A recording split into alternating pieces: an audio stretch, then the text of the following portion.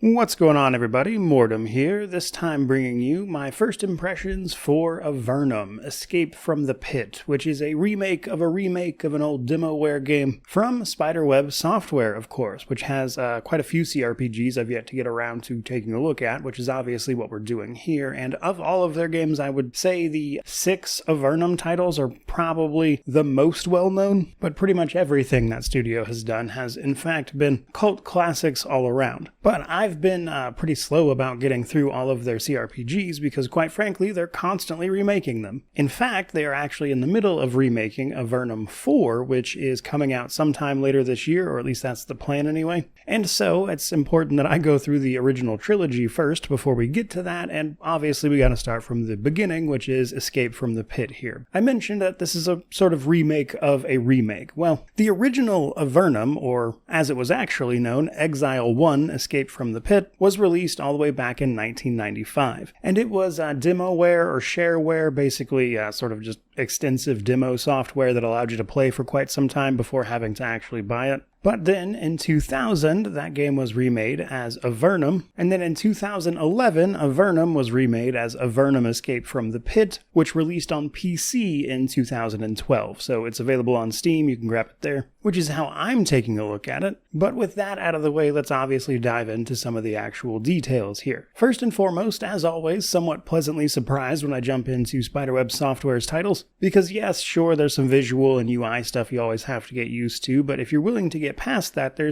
tends to be a really good story at the core of it. And what surprised me in this instance was actually how sort of free-form this seems to be. Basically, the plot of Avernum is that you are branded a criminal and thrown into what they call the Pit, or Avernum, a sort of underworld filled with monsters, despair, caverns, and quite possibly just straight-up starvation for all they know. The prevailing thought is that people that get sent down here are just being sent to die, which is what you might think is the case, but upon arriving, it actually seems that there's quite a few settlements pretty well set up down here. And you can go in between them doing all sorts of quests and getting up to date and on your feet in terms of gear and equipment. And here and there, as you do that, you start to notice some conspiracies and that kind of thing. So I'm going to be watching exactly how this plays out, because right away it seems to be a much bigger game than I thought, as the sort of world map consists of a very, very large sort of cavernous area that sees you moving by like boats and stuff, which is kind of neat. My understanding is you can fly at one point, which will certainly be interesting. But before we do any of that, you might want to know how the game is running, and so far so good. Games back in 2012 aren't that old. And while this game does seem to struggle with 4K monitors a little bit, there's a couple settings you can tweak to get it to properly take up all the screen, and there's even an option to make the fonts bigger to help you out with reading some of the very small writing. But beyond that slight limitation, it shouldn't really be too much of an issue to run this game. Once we actually get into the game, we've got to make our party. So we play up to 4 characters in this particular game, and we do get to customize them. Now obviously visuals are a little lacking here, so you're mostly just picking a little bit of art in that particular sense, and the sprite as a result of that, which doesn't change via equipment or anything. But we do get to pick a class here at the start, which is in fact just a starting point, and will give you some bonuses to a few attributes and skills that will obviously point you in the direction of the characters you want to make. Now, what little I do know about this game ahead of time is that apparently archers or anything using ranged attacks isn't fantastic, and to generally avoid them, and I'll be curious to find out why that sentiment seems to exist. But otherwise, you've got a few classes that represent some sort of magic user, fighters, dexterity-focused characters, that type of thing. In addition to that stuff, there's also a whole host of traits that will help you customize what all of these characters can do as they start leveling up, which can do things like increase their health, help them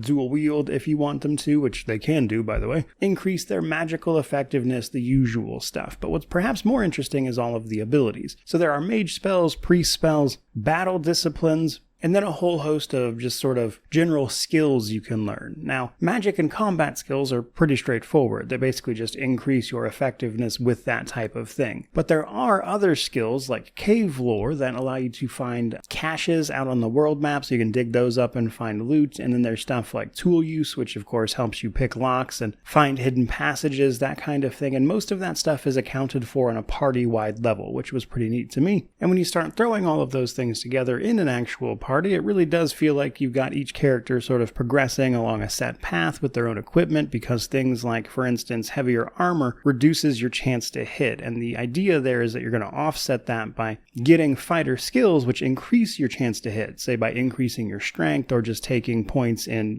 melee weapons as an example will increase your chance to hit with those, offsetting the negatives you get from wearing heavy armor. And that's kind of how they keep the caster classes from using it, in addition to the fact that after a certain point you just can't cast. But one of the more interesting things to me about this game so far has really been the world, though, because down here in the pit, obviously things are not exactly cozy by any means, but they're more livable than you might initially think, though pretty much every city seems to have problems with a few issues such as various monsters, the typically very aggressive Nephilim, which are like a cat race, and the sort of lizardmen whose name I cannot pronounce. And much of the early settlements see you going around just dealing with local problems. But what I noticed is that I've only so far in like roughly 8 or 9 hours, having explored the first corner of a sort of giant cavernous system that you're in and will be exploring. So I get the impression that this game's world is larger than I would have initially thought, and it'll be curious to me to see how that winds up panning out with the game's story, because like the main goal is just to escape this place from what I understand, and with the game's typical multiple endings alongside you just sort of free roaming this area that you've been dumped into, can sort of spin all that stuff together. It's the little details, like how the Empire is for some reason sending supplies down to these people it's banished. There's a sort of Imperial agent that I've discovered who seems to be involved in some sort of plot down here, and I'm looking forward to seeing where those narrative threads lead, because the situation is inherently pretty interesting. Let's talk a little bit about combat, because it's not an insignificant part of this game. I haven't seen anything approaching a stealth option, so combat is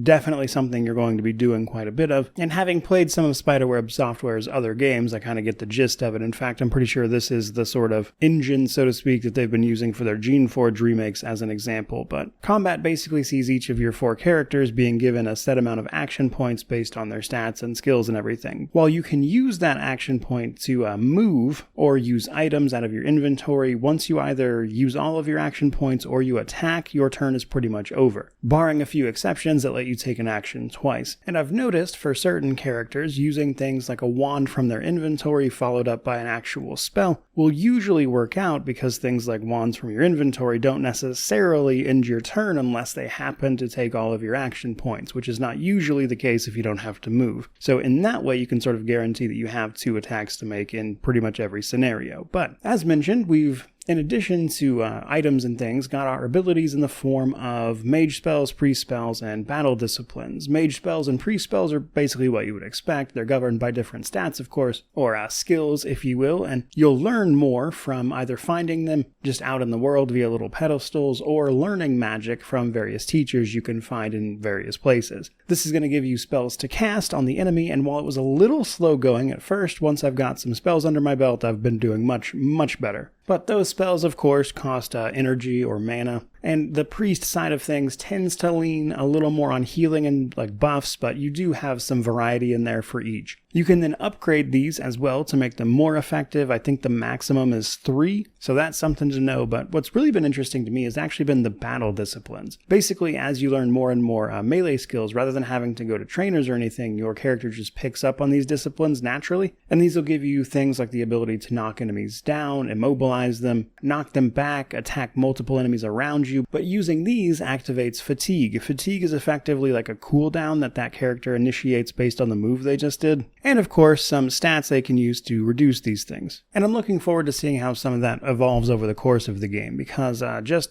right away at the start here, the game has been surprisingly difficult until I got some experience, that is to say literal experience, to level up with. And of course, access to a few spells. And so far I'm just playing on normal, so I'm curious how that sort of curve goes for the rest of the game, because when my second playthrough rolls around on Torment difficulty, which is the highest one, I'm guessing just straight away there's going to be like a very particular order, more or less, that you need to accomplish things in to get that experience before you really start trying to take on too many fights. But first impressions wise, so this doesn't drag on forever, so far I'm enjoying it quite a bit, more so than I was expecting. The game seems to be bigger than I was expecting, to be honest, so I'm not really sure how long this is going to take to fully review, though I'm not too concerned about it. Mostly I'm just looking forward to seeing how all these systems evolve and change over the course of this one. They've set up a lot of really cool stuff here at the beginning, and I'm curious to see if it can actually execute on all those ideas to a good enough degree, so to speak. For now, I think that's where we'll leave it. So if you're looking forward to learning more about this sort of cult classic CRPG, by all means,